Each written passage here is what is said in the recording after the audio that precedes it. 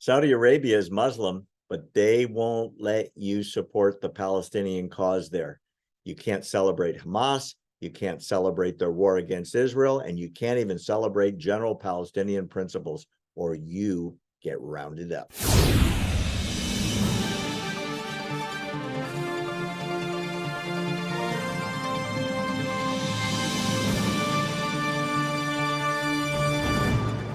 Here's an interesting bit of good news. And I read the article 3 times to make sure I got it right. In Saudi Arabia, which is the largest by area Arab country in the world, and sitting on the biggest oil reserves and the biggest oil exporter, they're a big deal when they say something.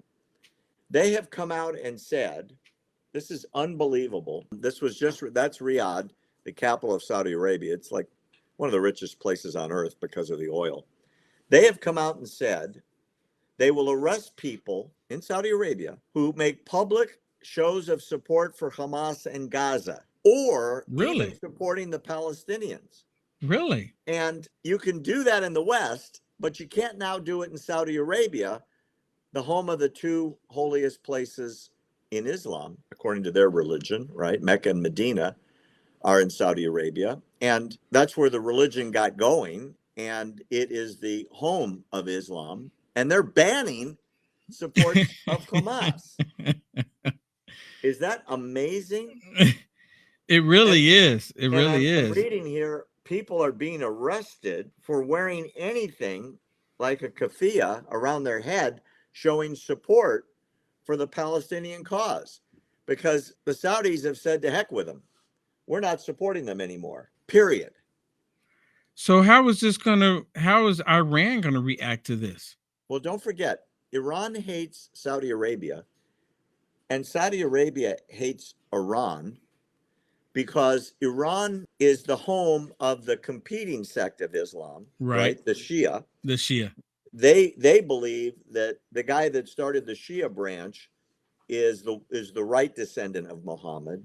And in Saudi Arabia, they're the majority sect, right?